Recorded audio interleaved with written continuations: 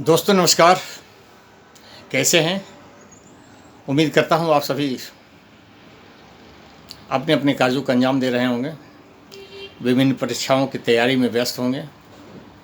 मुझे नहीं मालूम आप कौन कौन सी परीक्षाएं की तैयारी कर रहे हैं, पर ऐसा उम्मीद करता हूँ कि आप अपने कार्यों में पूरी तरह से व्यस्त होंगे।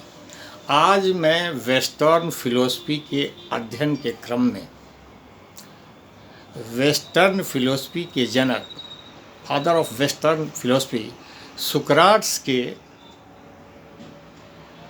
पॉलिटिकल थॉट पर हम चर्चा करेंगे। सुकरात, जैसा आप जानते हैं, वेस्टर्न फिलॉसफी के जनक, founder of the western philosophy माने जाते हैं। अपने ज़माने की बेहतरीन दर्शन के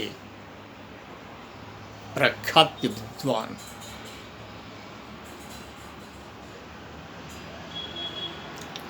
उनके विचारों के विषय में कहा गया है कि अपने समय से इतना आगे थे कि गणना करना मुश्किल है। आज लगभग 2500 वर्ष पूर्व सुकरात का पीरियड हुआ करता था।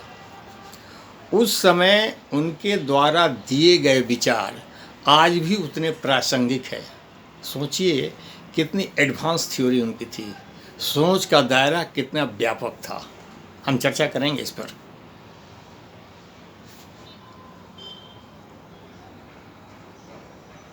प्रकृति न जाने विभूतियाँ कहाँ कहाँ पैदा कर देती है।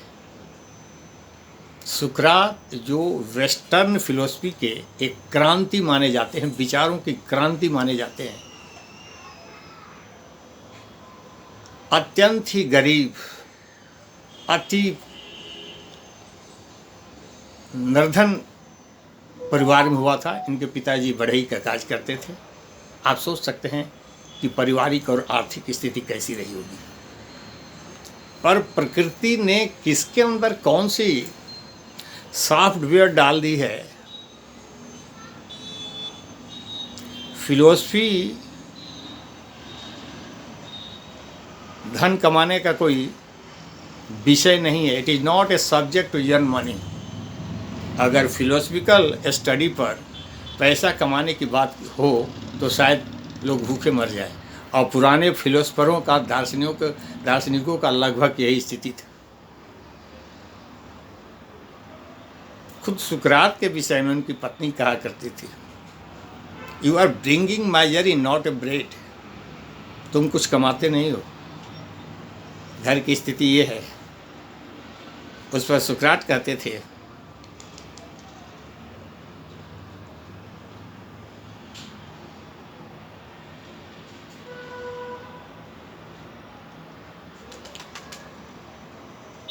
कि तुमको इस पर गर्व करना चाहिए। You are the wife of Socrates।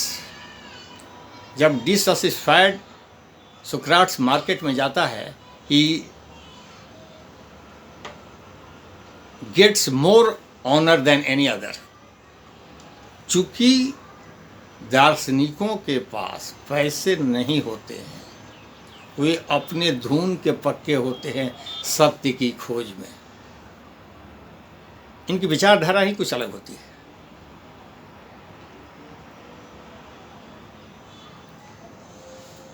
तो सुकरात उसी विचारधारा के अगुआ थे और अपने समय में विभिन्न प्रकार के विचारों को जन्म दिया।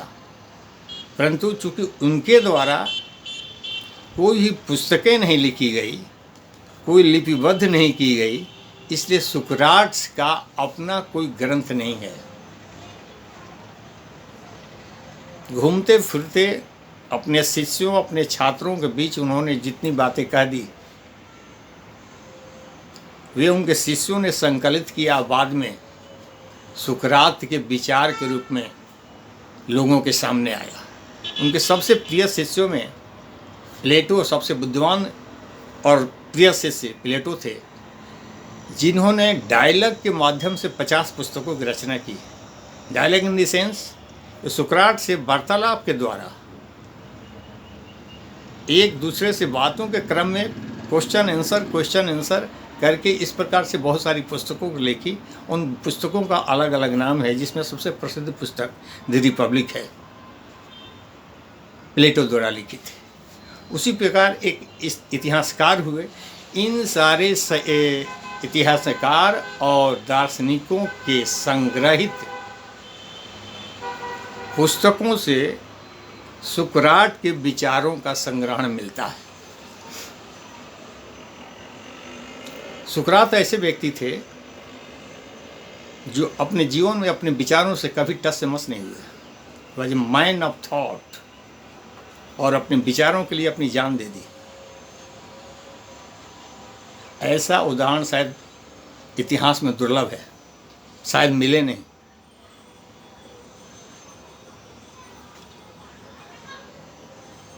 दार्शनिकों की एक अलग ही धारा हुआ करती थी। धन के प्रति कोई लिप्सा नहीं, घर में खाने को नहीं है, बीवी बच्चे के पास कोई उपयुक्त आर्थिक आवश्यकता की चीज़ें नहीं है, परंतु ये I am the best, I am the wisest, I am the wisest इस ये में लगे रहते थे और सत्य की खोज में हमेशा ही लगे रहते थे। उस समय ग्रीस की जो सामाजिक राजनीतिक स्थितियां थी, उसको देख करके सुकरात बहुत दुखित थे, बहुत ही अनसेटिस्फाइड। परंतु एक साधारण आदमी राज्य की सत्ता के अगेंस्ट में क्या कर सकता है? अपने विचारों से लोगों को प्रभावित जरूर किया करते थे। जब भी घूमते फिरते कहीं निकलते, लोगों से क्वेश्चनिंग, कैसा है, क्या है, राज्य की शासन व्यवस्था कैसी चल रही है, राज्य की शासन में भ्रष्टाचार का बोलबाला होता जा रहा है, क्या कारण है। लोग अपना जवाब देते, भीड़ लग जाती और उस पर ये अपना विचार रखते, तर्कों के माध्यम से लोग मुरीद हो जाते। पूछते कि राज्य में भ्रष्टाचार क्यों बढ़ता जा रहा है। लोग अपनी अपनी बातें करते, बताते, ये बोलते कि नहीं, इसका कारण ये है कि राज्य में असक्षम और अशिक्षित अयोग्य लोगों का सत्ता पर अधिकार हो गया है, जिसके कारण शासन व्यवस्था अस्वस्थ और अयोग्य लोगों के हाथों में पहुंच गई है और भ्रष्टाचार फैल गया है, नेपोटिज्म फैल गया है। और फिर वे अपने विषय में सोचने लगे हैं, जनता उनके लिए गौण हो गई है। लोगों की आँख खुल जाती थी, वाह वाह क्या बेहतरीन बात कही। और इस प्रकार लोग इनके अनुयायी हुए फिरते थे। ये बातें सत्ता तक पहुंची तो सत्ताधारियों को तो लगा कि सुकरात तो ये सत्ता के लिए खतरा बनता जा रहा है। तो कोई भी शासक अपने विरोधी किसी व्यक्ति को देख नहीं सकती, तो उसको रास्ते से हटाने की बातें शुरू हो गई थी। वह जमाना ऐसा था ग्रीस का कि ग्रीस को विश्व में विद्वानों की धरती माना जाता था, दार्शनिकों की धरती माना जाता था। लगातार एक से एक दार्शनिक और विद्वान ग्रीस की धरती पर पैदा हुए। सुकरात के बाद प्लेटो के बाद अरिस्टोटल के बाद अलेक्जेंडर द ग्रेट। इस प्रकार एक सीरीज है। इसलिए सुकरात ग्रीस को विद्वानों को धरती माना जाता है पूरी दुनिया में। वह स्थिति जो हो गई, इनके सबसे प्रिय शिष्य उस समय इनके अनुयायी बन चुके थे। और जब एथेंस में अरिस्टोटल को मृत्युदंड दिया गया तो वे बहुत दुखित हो गए। और उस समय देश में प्रजातांत्रिक व्यवस्था थी और इसलिए प्रजातांत्रिक व्यवस्था से लोगों को घृणा हो गई। It is the form of government where foolish people ruled. ये फुलिशों का शासन है। क्यों कि विचारों के कारण अगर किसी को मृत्युदंड दी जाती है तो ये शासन व्यवस्था तो सही नहीं है। अगर विचार अलग है तो उसमें सुधार की ज़रूरत है।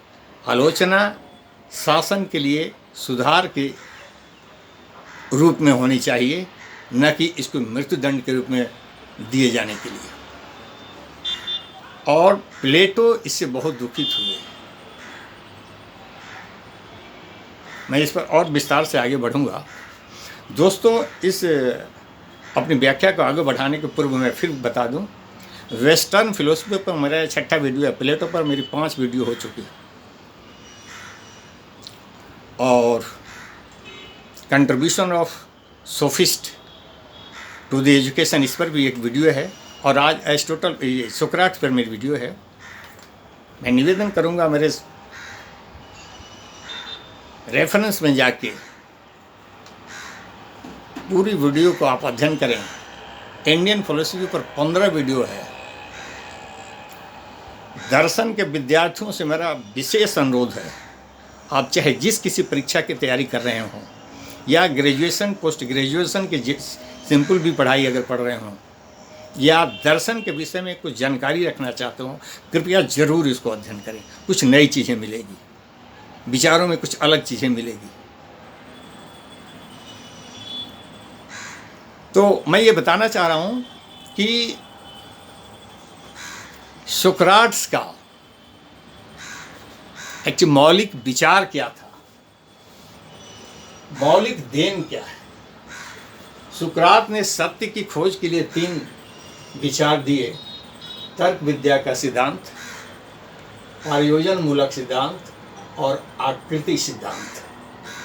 तर्क विद्या का सिद्धांत बड़ा कभी कभी आश्चर्य होता है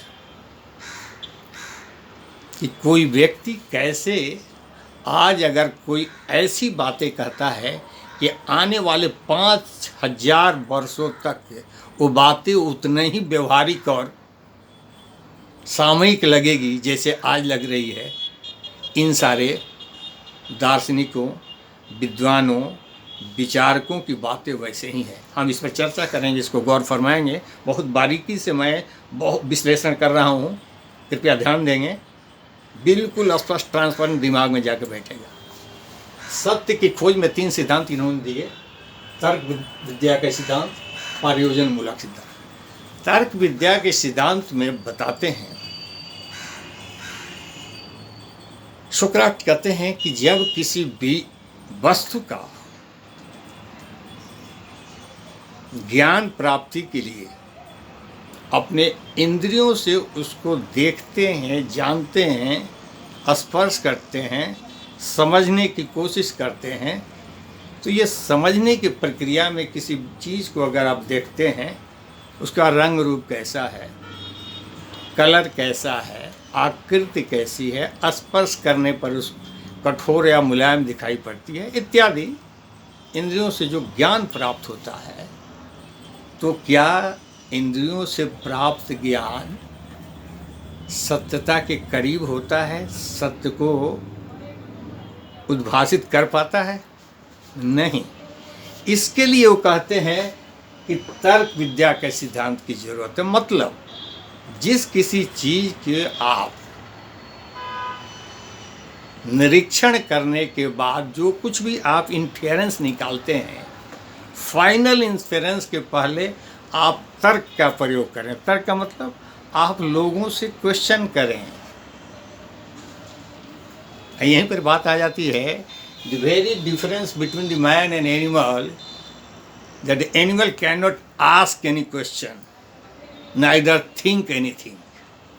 आप मनुष्य हैं, किसी भी निष्कर्ष पर पहुंचने के पहले विवेक का इस्तेमाल करें, तर्क का इस्तेमाल करें, क्वेश्चनिंग करें, वाद विवाद करें। जब आप अपने निरीक्षण से जो चीज़ आपने देखा, जो इन्फ्लुएंस आपके दिमाग में आ रही है, इसको एक जगह रखें और लोगों से वाद विवाद करें, तर्क करें और उनसे जो चीज़ें आउटपुट मिल रही है इसको देखें और मिलाएं अपने से। उसमें क्या डिफरेंसेज है, क्या सिमिलरिटी है, या हम जो सोच रहे थे उससे बहुत बेटर इन लोगों का विचार है क्या, जानकारी है क्या, विच इज़ द बेस्ट। ये तर्क विद्या का सिद्धांत है, और इसे से जो बेस्ट निकलता है यही इन्फेरेंस के रूप में हमारा ज्ञान प्राप्ति का रिजल्ट हुआ। दिस इज तर्क विद्या का सिद्धांत। मतलब हम जो जानते हैं यही अंतिम नहीं है। अकॉर्डिंग टू सुकरात, कि आपने निरीक्षण तो कर लिया, निरीक्षण के बाद इन्फेरेंस पर, फाइनल रिजल्ट पर पहुंचने के पहले आप तर्क करें, पूछें, जानकारी करें, हॉट डिस्कशन करें। उनसे बहुत सारी फीडबैक आपको मिलेगी। बहुत चीज़ समान हो सकती है, बहुत चीज़ डिफरेंस हो सकती है, बहुत चीज़ आपसे इन्फीरियर हो सकती है, बहुत सुपीरियर हो सकती है, और ये निकल के जो क्रीम पैदा होगा that will be the final result, सत्य के करीब आपको ले जाएगा। तो सत्य की खोज में एक बात इन्होंने ये कही, तर्क विद्या का सिद्धांत। दूसरा प्रयोजन मूलक सिद्धांत। मनुष्य की जिंदगी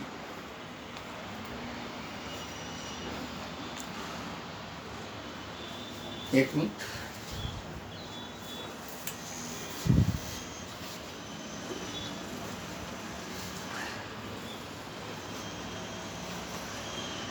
क्या उद्देश्य सिर्फ आर्थिक नहीं होता है। मनुष्य के जिंदगी का सब कुछ जो है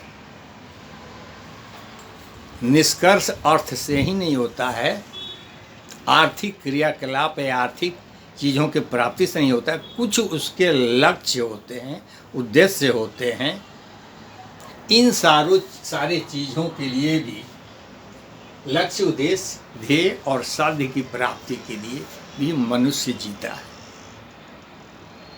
न कि सिर्फ खाने पीने और आर्थिक उद्देश्यों की पूर्ति के लिए जीता, ऐसी नहीं। और ये प्रयोजन मूलक सिद्धांत जो है, एक छोटे से एग्जाम्पल से बताऊं। आप आईएएस की तैयारी कर रहे हैं, किसी शहर में जा कर के आप बैठ गए हैं, कोचिंग कर रहे हैं, स्व अध्ययन कर रहे हैं, घर से पैसे आ रहे हैं, पिताजी पैसे भेज रहे हैं, और किराए के मकान में लेकर के आप सारी ज़िंदगी आप वहाँ गुजार रहे हैं, साल भर, 6 महीना, 2 साल। आपके जीवन का उद्देश्य क्या है? क्या बहुत अच्छी लाइफ जीना है? आप अच्छी लाइफ जीने आए हैं वहाँ पर? आपके जीवन का उद्देश्य है, आपका साध्य है, आपका लक्ष्य है आईएएस को क्रैक करना। ये प्रयोजन मूलक सिद्धांत है। प्रयोजन क्या है? किसी शहर में जो जा करके जो आप बैठे हैं, वो प्रयोजन क्या है उसका? उस शहर में बैठने का प्रयोजन क्या है? क्या बैठ करके घर से पैसे आ रहे हैं खाने, रहने, एंजॉय करने के लिए? नहीं। प्रयोजन क्या है? लक्ष्य की प्राप्ति। दूसरी तरफ सुकरात अपने जीवन से प्रयोजन मूलक तर्क को सिद्ध करते हैं। कैसे? मैं बताता हूँ। जब वहाँ की व्यवस्था को ये पता चल गया कि सुकरात के विचार इस देश में क्रांति पैदा कर सकता है और शासन से बगावत करा सकता है, तो यह व्यक्ति तो शासन के लिए बहुत बड़ा विघटनकारी है, इसको रास्ते से हटाना होगा। और उसको मृत्युदंड की आज्ञा दे दी गई, आदेश दे दिया गया। अब मृत्युदंड की जब आदेश दे दिया गया, तो वो अवस्था है स्थिति एथेंस की कि लाखों अनुयायी सुकरात के बन गए थे, उनको मदद करने वाले। यहाँ तक कि बंदी गृह से बाहर निकाल कर रात में एथेंस के सीमा से बाहर निकालने की व्यवस्था हो गई थी। परंतु सुकरात ने अपने अनुयायियों से क्या कहा? अपने सबसे प्रिय शिष्य प्लेटो से क्या कहा? ध्यान रखिएगा, प्रयोजन मूलक तर्क में व्याख्या कर रहा हूँ, अपने जीवन के साथ भी इस सिद्धांत को लागू करता है। वो कहता है कि नहीं, अगर मैं भाग जाता हूँ, आप लोगों ने सारी व्यवस्था की है, ज़िंदगी सबकी प्यारी है, अगर मैं भाग जाता हूँ तो इस शासन के आदेश की अवहेलना हुई। शासन का प्रयोजन क्या है? मृत्युदंड देना। उसकी नज़रों में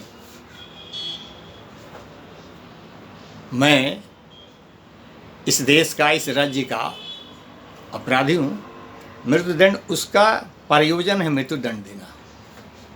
अगर मैं भाग जाता हूँ तो इस राज्य का प्रयोजन पूरा नहीं होगा।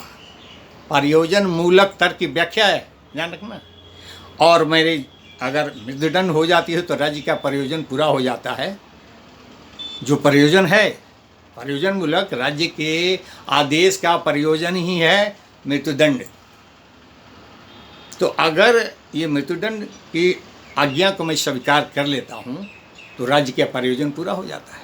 मैं भाग जाता हूँ तो प्रयोजन समाप्त हो जाए, प्रयोजन हुआ ही नहीं और राज्य में उच्छृंखलता और उद्दंडता फैल जाएगी। अपने जीवन के साथ प्रयोजन मूलक तर्क को सिद्ध करता ऐसा शायद इतिहास में कोई उदाहरण न मिले। जान गंवाकर अपने सिद्धांत की रक्षा करना, एक तो ये व्याख्या है। दूसरी तरफ एक व्याख्या ऐसी है कि वो कहते हैं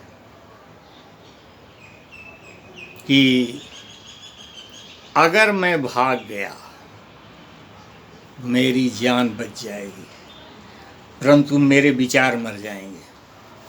ध्यान रखना, उद्देश्य कहाँ है? विचारों को जो अमर होता है, इमॉर्टल आइडियाज, थ्योरीज।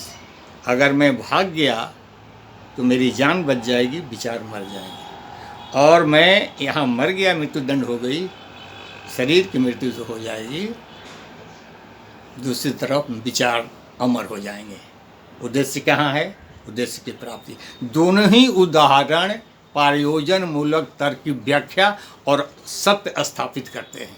इसलिए मनुष्य का जीवन, बल्कि तीनों उदाहरण, तीनों मैंने IAS वाला भी बताया कि मनुष्य के जिंदगी का उद्देश्य सिर्फ आर्थिक आवश्यकताओं की पूर्ति नहीं है। मनुष्य कुछ उद्देश्यों के लिए जीता है, कुछ लक्ष्यों के लिए जीता है, कुछ ध्येय के लिए जीता है, कुछ साध्य के लिए जीता है। क्लियर? तो दूसरे सिद्धांत की ये होगी प्रयोजन मूलक तर्क। तीसरा है आकृति सिद्धांत। आकृति सिद्धांत में बताते हैं, आकृति सिद्धांत को ज्यामितीय सिद्धांत भी कहते हैं, कि जब आप कोई ज्यामितीय आकृति बनाते हैं तो उसमें रेखाओं की लंबाई चौड़ाई छोटी बड़ी हो जाती है। जब त्रिभुज बनाते हैं तो रेखाएं जो बनाते हैं तो उसकी लंबाई चौड़ाई मोटी और बड़ी हो जाती है, जो कि मूल त्रिभुज में ऐसा नहीं होता है, नहीं होना चाहिए। वैसा ही वो राज्य की परिकल्पना, अपने राज्य के, एथेंस के राज्य की बातें करते, लाख बुराइयां होने के बाद, लाख कमियां होने के बाद यह राज्य एक राज्य की मौलिक अवधारणाओं को पूरा करता है। इसमें कमियां हैं, कमियां सुधार की जरूरत है।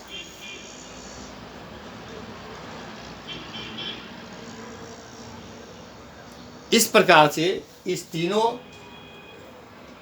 विचारों के बारे में वे व्याख्या करते हैं और निष्कर्ष में अंत में बताते हैं कि ज्ञान की प्राप्ति से सत्य की प्राप्ति होती है और ज्ञान से असत्य मिलता है। इसलिए ज्ञान की अगर प्राप्ति हो गई, सत्य की जब प्राप्ति हो गई तो फिर असत्य और अज्ञान की बातें ही समाप्त हो जाती है। इसी संबंध में कहा गया है कि the knowledge of existence in knowing nothing, the knowledge of existence in knowing that you know nothing. एक समय एक बातें आई कि एथेंस में एक मंदिर था जहाँ पर एक भविष्यवाणी हुई कि एथेंस का सबसे ज्ञानी व्यक्ति सुकरात है और ये प्रशासन को पच नहीं रहा था। उस पर उस व्यक्ति ने कहा कि मैं इसलिए सबसे ज्ञानी हूँ कि मुझे कुछ नहीं मालूम है, मुझे कुछ नहीं आता है। कितनी सरल बातें हैं। जो व्यक्ति कहता है कि the knowledge of existence in knowing that you know nothing, कि मैं सब मेरे को लोग सभी लोग सब कुछ जानने वाला इसलिए कहते हैं कि मुझे को कुछ नहीं मालूम है, मुझे कुछ भी नहीं मालूम है। इतनी सरल हृदय, सब कुछ जानने वाला अगर कहे कि मुझे कुछ नहीं मालूम है, तो इससे बड़ी बात क्या हो सकती है। और दूसरी बात, शासन के विषय में एक बात इन्होंने और कही कि आदर्श शासक के रूप में राज्य को दार्शनिकों के हाथों में सत्ता सौंप देनी चाहिए। जो बाद में और इसकी शिष्य प्लेटो ने इस पर और अधिक व्याख्या की है, इसकी बहुत आलोचनाएं भी हुई है, जो अलग अलग वीडियो में हम इसको पढ़ेंगे।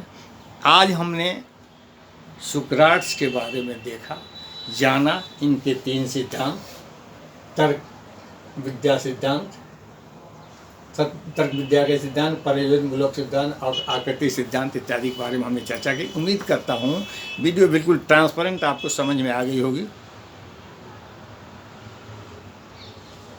वीडियो को लाइक एंड शेयर जरूर करेंगे, चैनल को सब्सक्राइब करें। Thank you. अगले वीडियो में